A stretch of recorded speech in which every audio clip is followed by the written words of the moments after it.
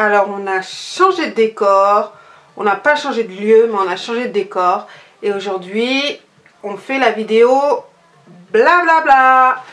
Donc on se retrouve en fait pour une vidéo. On va parler de mecs, je vais vous raconter mes expériences parce que j'en ai eu plusieurs, j'en ai même eu beaucoup, je ne m'en cache pas. Je vais vous dire ce que j'aurais dû faire et ce que j'aurais pas dû faire, même si je regrette pas de l'avoir fait parce que après, comme vous le savez, c'est toujours une expérience, une leçon. Donc d'une leçon on apprend quelque chose, du fait qu'on ne recommence pas après dans la logique des choses.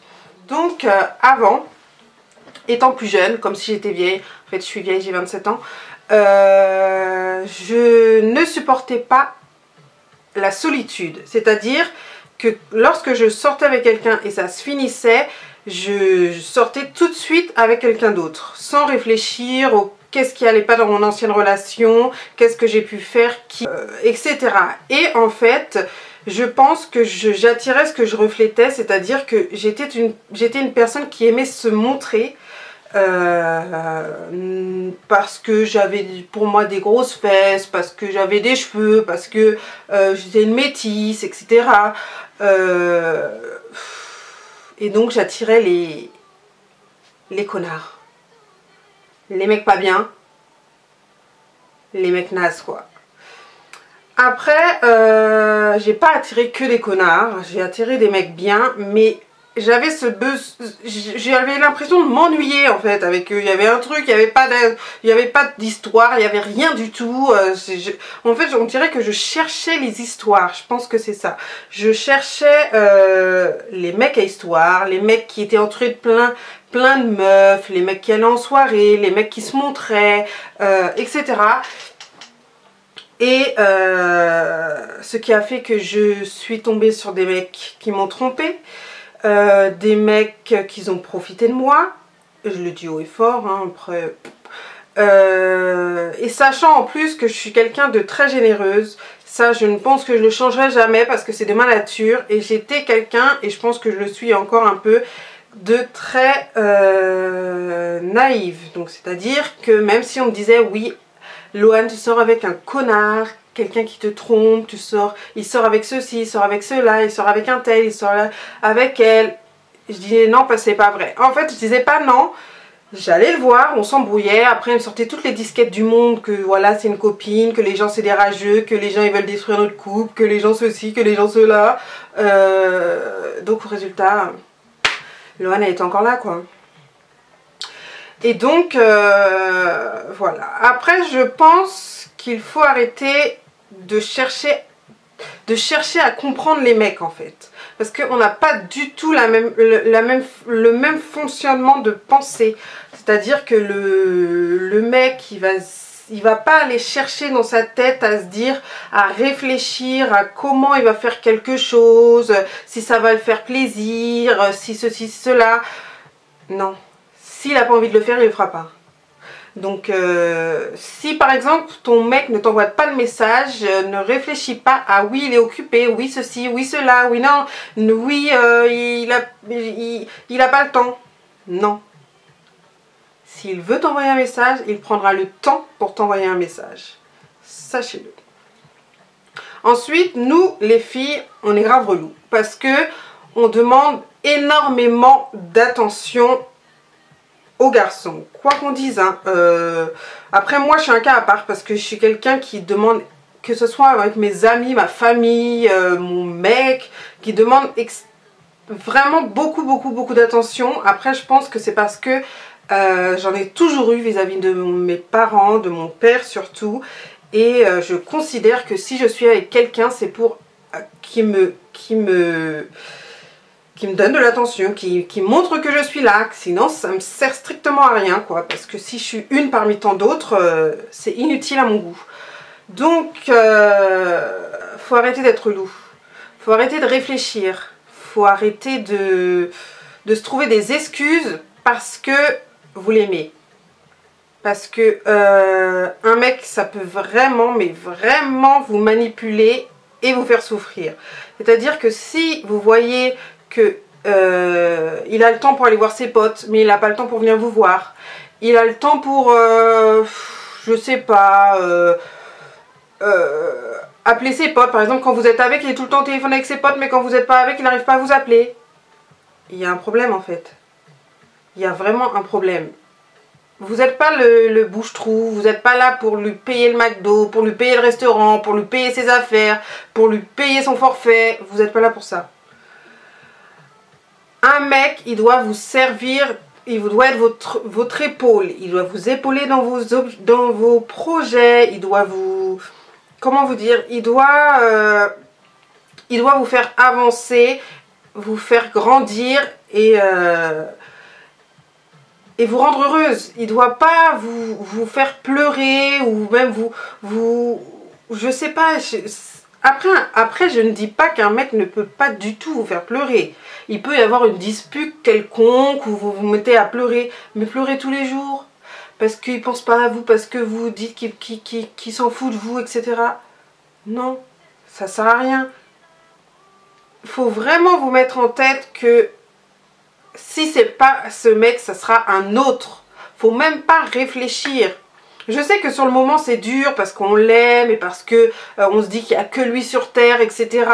Je l'ai vécu. Dès que mon mec il cassait, j'étais la première à pleurer, j'étais la première à me dire la vie elle est finie, comment je vais faire, qu'est-ce que je vais faire de ma vie, sans lui je suis plus rien, etc. Mais vous vous rendez compte en grandissant, en évoluant, en parlant avec les autres, qu'en fait ces mecs-là, à part vous freiner, ils vous faisaient rien d'autre. Non, c'est franchement, faut arriver à relativiser. Après, je sais que dans la situation auquel vous êtes, dans le moment auquel vous êtes, vous ne pouvez pas penser à ça. Je ne dis pas le contraire. Mais je suis là aussi pour vous faire voir pour vous montrer l'évolution en fait. Que aujourd'hui vous allez pleurer, mais demain vous allez rencontrer quelqu'un, ça se trouve dans la rue, ou vous allez faire tomber, comme dans les films, rentrer dans quelqu'un et faire tomber vos papiers par terre et coup de foudre. Voilà, franchement, j'ai envie de vous dire, ne vous rendez pas malade pour un mec parce que ça vaut pas le coup. On a toujours besoin, on a besoin des mecs dans notre vie, mais s'il vous plaît, arrêtez de vous prendre la tête pour les mecs. S'il vous plaît. Je sais que c'est dur, il n'y a pas de souci. Vous allez pleurer, vous allez pleurer, vous allez pleurer. Si vous lâchez, vous allez pleurer, vous allez pleurer. Mais à un moment, quand vous pleurez trop, vous dites stop, quoi. Vous lui dites, c'est bon, tu comptes me faire pleurer combien de temps, en fait, là parce que, en fait, j'ai besoin de sourire. J'ai pas besoin de pleurer, donc si c'est pour me faire pleurer, tu dégages. Tu prends la porte là-bas, là, et tu fous le camp. Après, moi, je suis tombée sur des mecs... Comme je vous ai dit, des mecs, vous savez, le genre de mecs qu'on aime bien regarder, qui sont mignons, qui prennent soin d'eux, qui sont là, qui se disent, qui parlent à plein de meufs, et tu comprends. Et en plus, le problème, c'est que quand on sait qu'on a un mec comme ça, on devient jalouse. Donc ça fait que c'est un cercle vicieux parce qu'on se prend la tête, à savoir avec qui il parle, qui il appelle, qui il voit, qui ceci, qui cela, et en fait on se rend malade nous-mêmes. Alors que lui il s'en fout, il est là en train de discuter sur internet, etc. Alors que nous, on est en train de se rendre malade, mais à un point, je ne vous ferai pas dire. Ils sont là, ils disent oui, moi je vais te rendre heureuse, moi je serai toujours là pour toi, t'inquiète pas, on va construire quelque chose de sérieux. Tu peux répéter s'il te plaît? Allez, vas-y, salut. Et après, quand il a fini, quand il a profité, assez profité, t'es là en train de pleurer parce qu'il t'attège. Tu lui redis, mais avant, au début, tu m'as dit qu'on allait vivre ceci, qu'on allait vivre cela, qu'on allait être heureux, que t'allais me rendre heureuse et tout. Il dit, ouais, mais je t'ai jamais dit ça, quoi. Arrête de rêver. Enfin bon. Et en plus, c'est que quand ils ont cassé, ou quand ils t'ont tège et parce qu'ils ont déjà quelqu'un d'autre derrière. Donc toi tu es en train de t'exciter sur eux pour le reprendre pardon, alors que lui il s'en fout parce que tu es derrière, donc tu es en train de le gonfler en fait. Donc il va te parler mal et toi tu vas encore plus pleurer parce que tu comprends pas pourquoi il te parle mal. En fait vous vous avez pris pour une conne quoi, vous vous rendez compte du cheminement du truc. Voilà, c'est ça que j'ai envie d'essayer de vous éviter parce que je sais à quel point l'amour ça fait mal, je sais à quel point on peut se donner pour quelqu'un qu'on aime. Franchement, je ne vous dis pas d'arrêter votre relation ou je sais pas, de mettre fin parce que votre mec il vous calcule pas un jour ou parce que il est bizarre pendant un jour, etc. Mais je vous dis de vous préserver s'il vous plaît. Mettez toujours une barrière. Aimez-vous plus que vous aimez quelqu'un. C'est ça la base de la base. Tant que vous vous aimerez plus, il n'y aura pas ce côté de possession de l'autre personne. Parce que quand un mec il considère qu'il vous possède, c'est foutu. Vous êtes sûr que là, c'est mort. Franchement, moi de toutes mes expériences, j'en ai retiré que il fallait que j'ai plus de caractère. Pas dans le sens où, comment vous dire, parce que j'ai énormément de caractère. Je suis quelqu'un qui est cash, quelqu'un qui va partir au quart de tour, quelqu'un qui... Enfin bref, voilà. Mais dans les relations, j'étais plutôt quelqu'un qui dit pas les choses, qui se tait, qui regarde, qui prend pour elle, qui dit rien parce qu'elle veut que la relation est dure, parce qu'elle est persuadée qu'elle peut aboutir à quelque chose. Voilà, je disais rien. J'ai compris ça et j'ai compris qu'il fallait quand même dire ce qu'on pense. Même si demain le mec il prend mal et il dit c'est fini, bah tant pis, salut. Prends la porte comme je t'ai dit. Moi je t'ai dit ce que j'avais à te dire, ça te plaît pas, c'est pareil. Voilà quoi. Franchement, et surtout, arrêtez de croire que c'est votre faute. Parce qu'un mec, comme je vous ai dit, il peut vous retourner le cerveau, mon gars, laisse tomber. Donc il va vous dire oui, t'es trop bien pour moi, oui, tu mérites quelqu'un de mieux que moi, etc. etc. Il a déjà trouvé quelqu'un d'autre. Hein. Donc t'es trop bien pour moi, tu te les gardes en fait. Donc si je suis trop bien pour toi, pourquoi toi t'essayes pas d'être bien pour moi au lieu de me dire t'es trop bien pour moi? Non. Je pense que ça on va mettre ça de côté, c'est bon quoi. Trouver quelqu'un qui est là pour vous, même si vous écrivez pas tous les jours, c'est pas grave. Moi j'écris une fois même 2 fois par jour à mon mec. Je suis pas là en train de lui écrire tous les... Alors qu'avant, comme je vous disais, pardon, avant avec mes ex, j'écrivais toute la journée. S'il m'écrivait pas, je faisais une scène. C'est pour vous dire que c'est tout un cheminement, la jalousie, sortir avec des mecs que tu sais qui sont entourés de plein de meufs, des mecs qui vont en boîte, des mecs qui... Après, je ne dis pas que tous les mecs qui vont en boîte et qui sont entourés de plein de meufs sont des mecs mauvais. Mais on va pas se mentir, on est d'accord. La plupart sont des mecs chelous. Après, faut juste que je vous vois heureuse en fait. Je vous vois pas en train de pleurer, en train de vous faire du mal pour une personne qui ça se trouve dans 3 ans ou dans 5 ans, vous l'aurez carrément oublié parce que vous serez avec quelqu'un d'autre et il vous rendra tellement heureuse que l'autre qui vous a fait pleurer, on l'aura oublié quoi. C'est ça en fait, c'est que je veux éviter tout ça, je veux éviter tous ces soucis, tous ces problèmes de cœur, tout ce qui fait mal en fait, parce que ça fait mal. Enfin voilà, je vous ai un peu raconté ma situation, mes ex-connards. Mais en même temps, à mes ex-connards, je leur dis merci parce que Ils m'ont appris beaucoup de choses, ils m'ont appris beaucoup de choses sur moi, ils m'ont montré ce que j'ai pu faire pour des mecs et ce que j'aurais pas dû. Ils m'ont montré que... Ils m'ont fait arriver là en fait aujourd'hui, arriver à ce que je sois bien.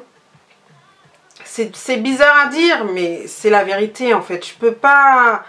Il y en aura un seul que je détesterai, je pense, toute ma vie, mais ça on en reparlera. Mais les autres, je pense que même s'ils m'ont fait du mal, je peux que leur dire merci dans le sens où ça m'a appris quelque chose, ça m'a réveillé dans un sens. Donc ne pleurez pas pour un mec qui vous a quitté, d'accord? On est d'accord? Surtout si vous savez que vous n'êtes pas en tort. Maintenant, si vous avez trompé votre mec, etc., pleurez.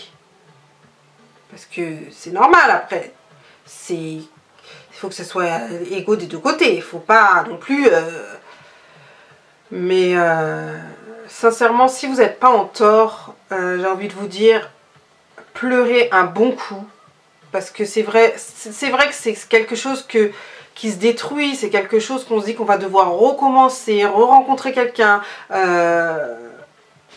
Mais vous ne mettez pas dans des états pas possibles comme moi j'ai pu l'être, où la terre arrête de tourner, ou etc. Parce que on se rend compte après que la terre elle continue bien à tourner en fait. Et la roue elle tourne vraiment très bien. Voilà, c'est tout ce que je voulais vous dire par rapport au mec. Je pense que n'hésitez pas à me demander des conseils, à me parler, comme je vous ai dit. Je ne suis pas psy, mais... Comme je vous le dis et je vous le redirai, je sais que parler à quelqu'un qui a vécu des choses et qui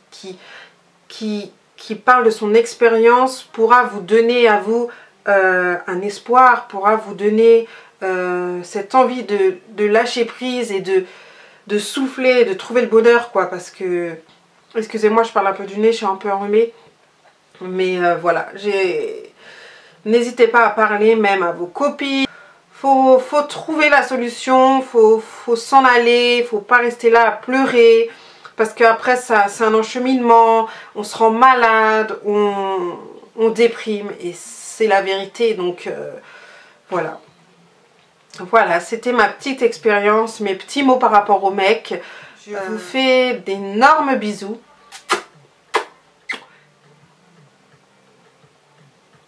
Bah alors, bah, et quoi? On dit quoi la suite? Bah on dit quoi? Bah je sais plus ce qu'on dit. Putain t'es relou.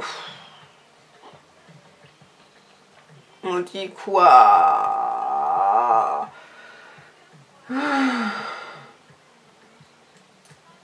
Et toi tu rentres, Yves, Yves. Chute de l'histoire. Hey. Bon, je vous fais d'énormes bisous. Et cette fois-ci, prenez soin de vous. Et n'hésitez pas à partager la vidéo, à vous abonner et à me faire un petit coucou en commentaire, ou sur Instagram, ou sur Twitter, ou sur Facebook. Voilà, gros bisous mes chéris.